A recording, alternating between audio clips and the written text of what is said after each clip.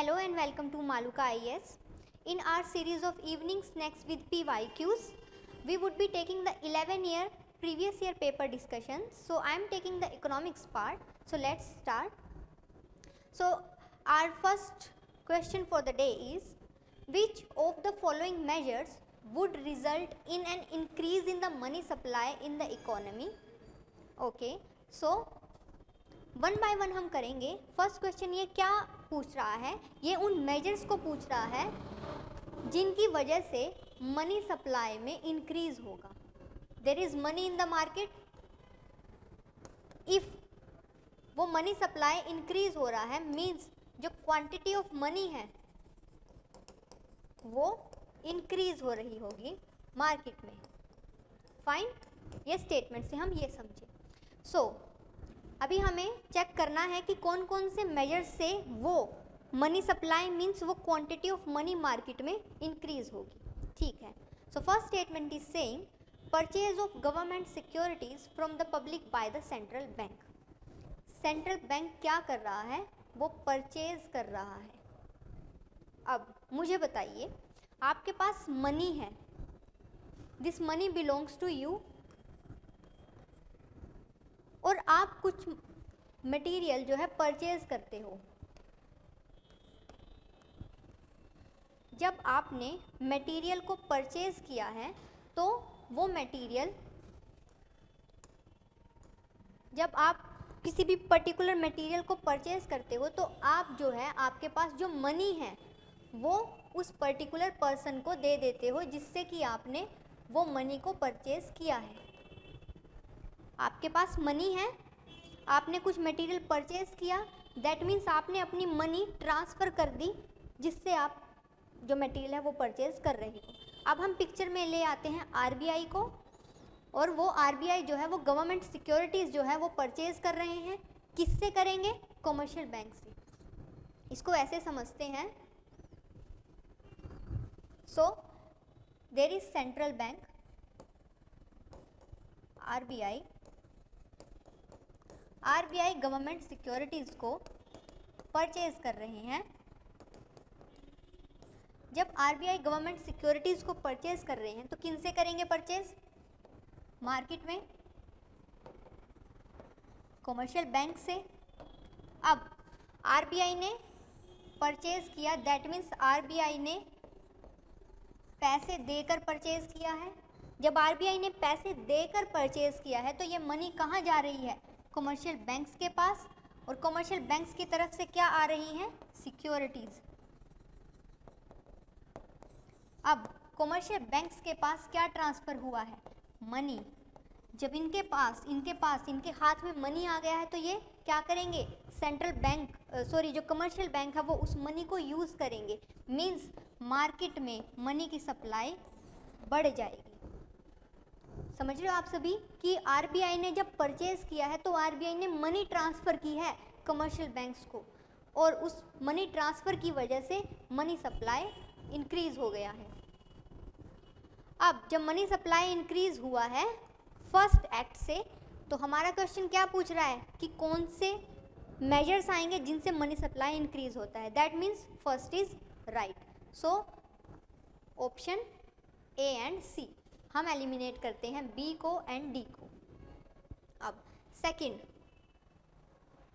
According to our options हमें second और fourth check करने की ज़रूरत ही नहीं है. देखिए, फर्स्ट जो क्वेश्चन है स्टेटमेंट है और जो फोर्थ स्टेटमेंट है वो कंट्रोवर्शियल स्टेटमेंट है. दोनों में से एक टाइम पर एक ही करेक्ट होगी. जब वन करेक्ट हो चुकी है तो फोर्थ वाली करेक्ट नहीं होगी, क्योंकि जब सेंट्रल बैंक सेल कर रहा होगा तो पैसे सेंट्रल बैंक के पास ट्रांसफ़र होंगे. इस केस में देखिए, अभी ये केस कौन सा था? परचेजिंग का था. जब सेल का केस होगा तो क्या है, ये एरो चेंज हो जाने वाले हैं. सेल के केस में कमर्शियल बैंक मनी देंगे आरबीआई को और आरबीआई सिक्योरिटीज़ देगा कमर्शियल बैंक को. सो जब कमर्शियल बैंक ने अपने पास से पैसा आरबीआई के पास दे दिया है तो मार्केट में से मनी सप्लाई जो है वो रिड्यूस हो जाएगी.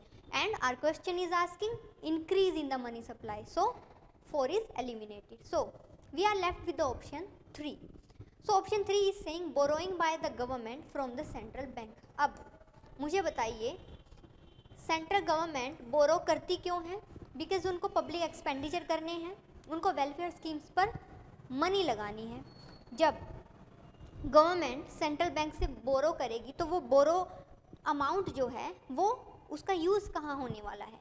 गवर्नमेंट उसका यूज़ करेगी मार्केट में. गवर्नमेंट न्यू इंफ्रास्ट्रक्चर डेवलपमेंट के लिए प्रोजेक्ट्स लाएंगी, गवर्नमेंट एम्प्लॉयज़ को सैलरी प्रोवाइड करेगी और उस बोरोड अमाउंट को जब यूज़ करेगी तो वो बोरोड अमाउंट कहाँ जाएगी? वो मार्केट में आएगी.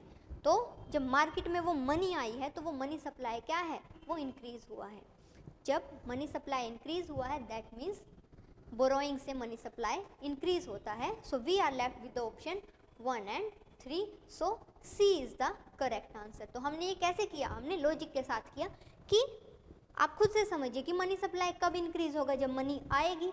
मनी कैसे आएगी? परचेज करने से आएगी, बोरो करने से आएगी. ठीक है. So the correct answer is 1 and 3, C only. So let's check. Yes, it's 1 and 3 only. Next, which of the following would include the FDI in India? Okay. First, subsidiaries of foreign companies in India.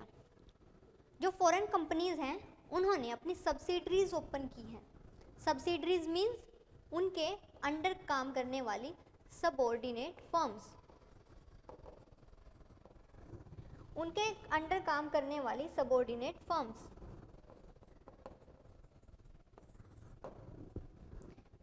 That means उसकी वजह से FDI आएगी. Yes, because FDI क्या है? FDI का nature है किसी specific sector में, और जब वो किसी स्पेसिफिक सेक्टर में आती है तो वहाँ पर वो मैनेजमेंट कंट्रोल टेक्नोलॉजी साथ में लेकर आती है. सो जब सब्सिडरीज हैं फॉरेन कंपनी की दैट मीन्स वो सब्सिडरी के ऊपर कंट्रोल किसका है? उस फॉरेन कंपनी का. सो ये एफडीआई के अंडर इंक्लूड होगी. Second option is saying majority foreign equity holding in Indian companies. When there is majority equity holding, that means the management is also controlled by that foreign entity. मुझे बताइए majority कब होगा? जब 51% share होगा. जब 51% share होगा that means management control भी इन्हीं के पास होगा. So option 2 is correct. But the option 3 is saying companies exclusively financed by foreign companies. They are saying exclusively, that means under their control. So 3rd is the right option. The 4th one is saying the portfolio investment. We need to understand the difference between the FDI and the portfolio investment. What the FDI is saying? FDI into a specific sector for a specific purpose come with a management control and ownership. But portfolio investment, that FDI is for long term investment, but the portfolio investment it is for short term and it is for financial profit, to earn that financial profit. Therefore it is of temporary nature. If your securities are not bringing the profit for you, तो आप जो है अपनी investment को वापस ले जाने वाले हो. अब अगर आप उसे वापस ले जाओगे तो वो लॉन्ग टर्म के लिए नहीं होगी, that would be for temporary purpose. So portfolio investment would not be included under FDI, because FDI के फीचर है for specific sector, for long term and management control. So 4th को eliminate करते हैं and the option would be D 1, 2 and 3 only. So let's check the answer. Yes, it's 1, 2 and 3. So let me tell you, prelim 2022 के लिए we are launching a crash course जिसमें कि हम 90 days within 300 hours आपको एक clear cut strategy के साथ prelim oriented preparation करवाने वाले हैं. इसमें आपको एक कॉम्प्रिहेंसिव जीएस कवरेज करवाया जाएगा, जिसमें जो इकोनॉमिक्स का पार्ट है वो मैं करवाने वाली हूँ. इसमें आपको सीसेट क्लासेस दी जाएंगी, डेली एमसीक्यू प्रैक्टिस होगा, करंट अफेयर के टू द पॉइंट नोट्स दिए जाएंगे और प्रीलिम्स की मॉक टेस्ट सीरीज भी करवाई जाएगी, सो दैट कि आपका एग्ज़ाम डे के दिन जो एंग्जाइटी होती है आप उसको हैंडल कर पाओ, आप एक एग्ज़ाम लाइक टेम्परामेंट जो है बना पाओ।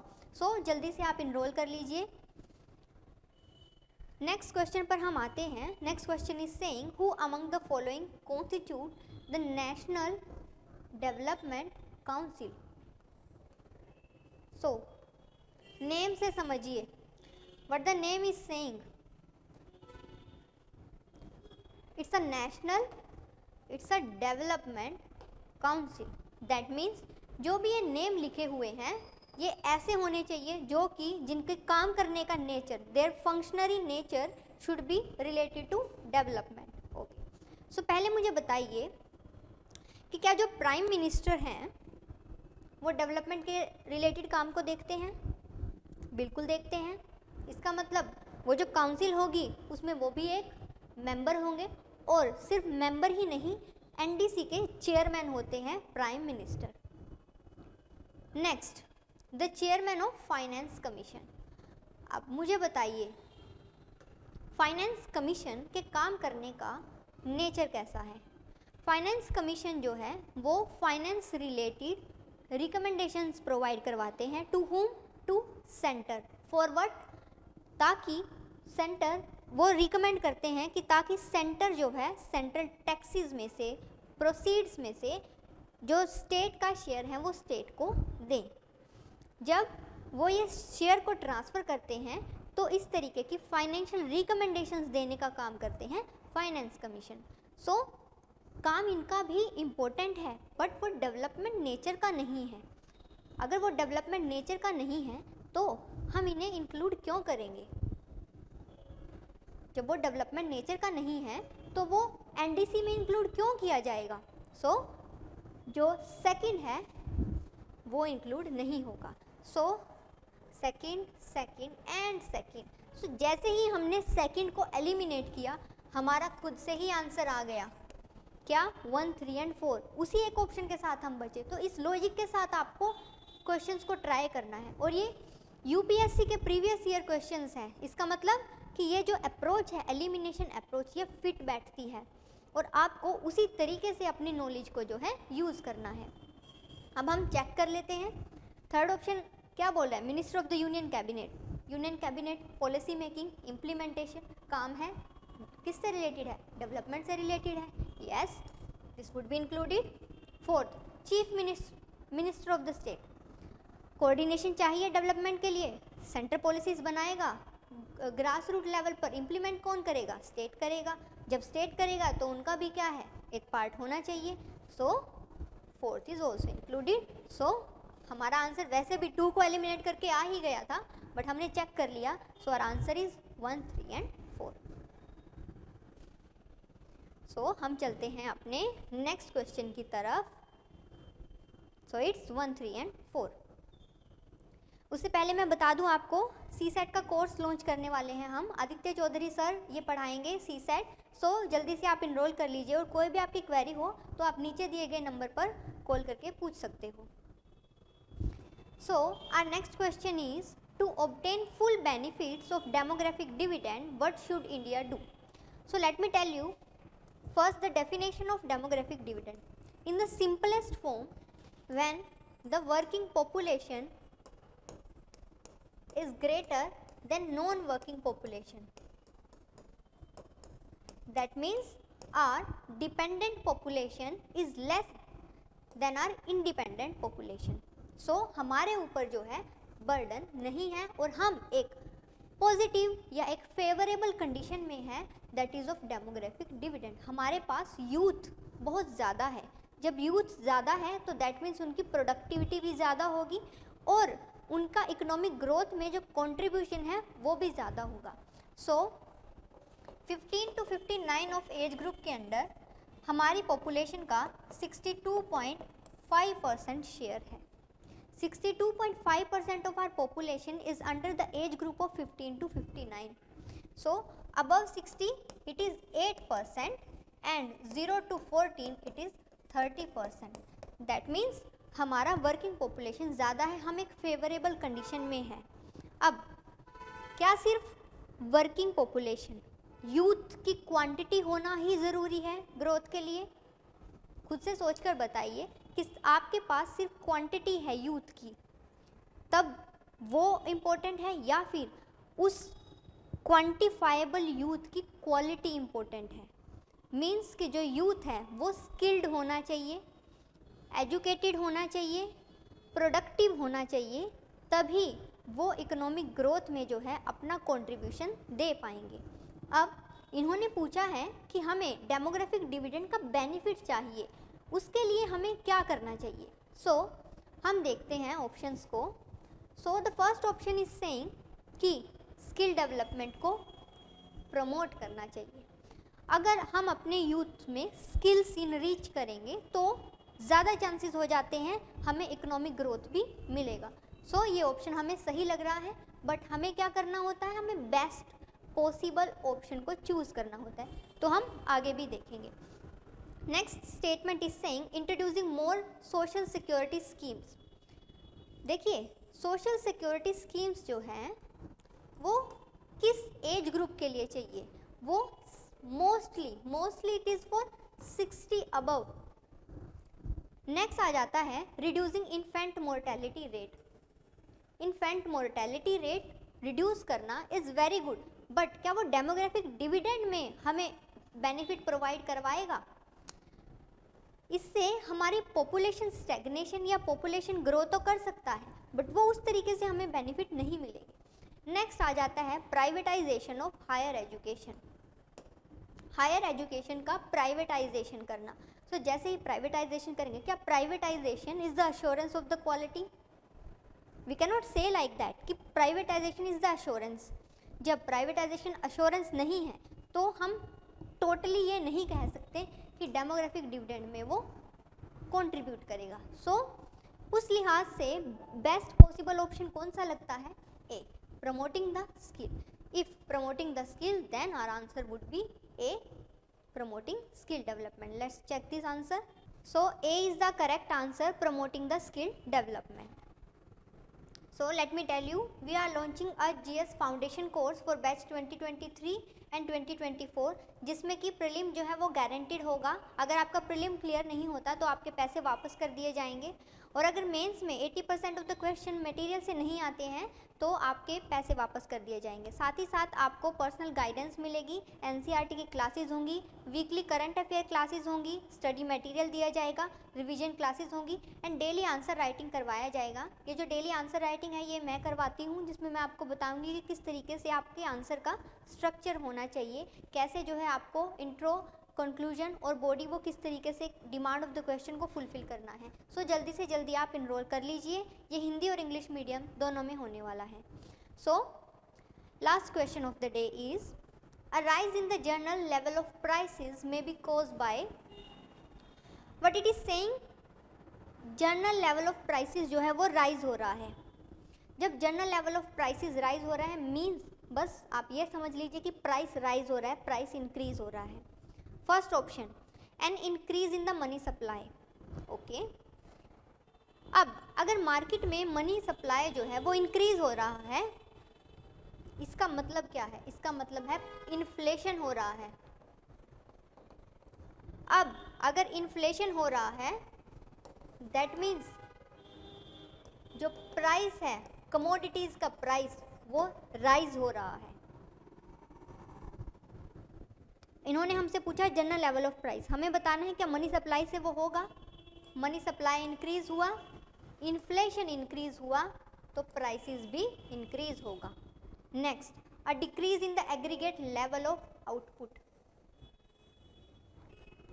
जब जनरल लेवल ऑफ प्राइसेस होगा, प्राइस इंक्रीज होगा, दैट मीन्स जो पब्लिक है वो अफोर्ड नहीं कर पाएगी। जब पब्लिक अफोर्ड नहीं कर पाएगी तो वो डिमांड नहीं कर पाएगी। जब वो डिमांड नहीं करेगी तो जो प्रोड्यूसर्स हैं उनके पास इंसेंटिव नहीं होगा कि वो प्रोडक्शन को इंक्रीज करें।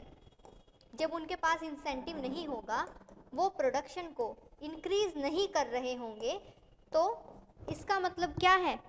एग्रीगेट लेवल ऑफ आउटपुट जो है, total level of output, total level of production वो डिस्करेज होगा, मीन्स डिक्रीज होगा। क्यों डिक्रीज हुआ? वो प्राइस लेवल के इंक्रीज होने की वजह से। प्राइस लेवल इंक्रीज हुआ, लोग अफोर्ड नहीं कर पाए तो डिमांड कम हो गई। जब डिमांड कम हो गई, डिमांड कम क्यों हुई? क्योंकि लोगों के पास पैसा ही नहीं है, जो मटेरियल है वो काफ़ी कॉस्टली है। सो प्रोड्यूसर्स के पास इंसेंटिव नहीं बचा प्रोडक्शन इंक्रीज करने का, aggregate level of output reduce हो गया।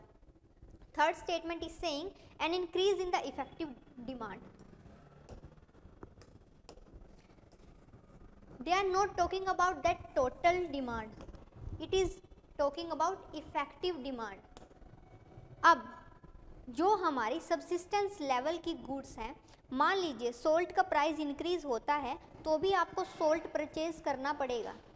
सोल्ट आप परचेज करोगे, क्यों? क्योंकि बिना सोल्ट के खाना नहीं बन सकता।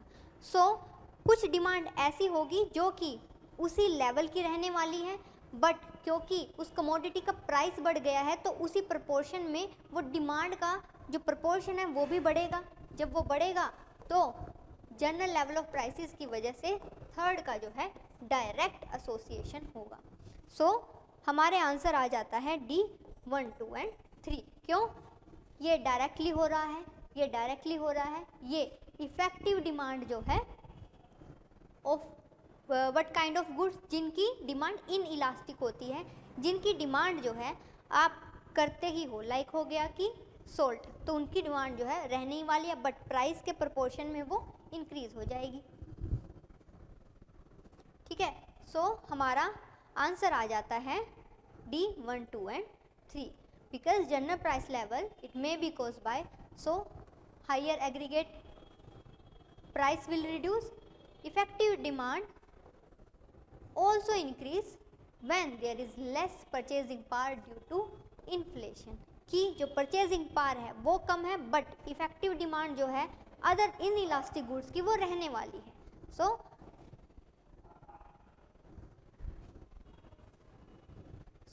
Thank you for today, thank you so much.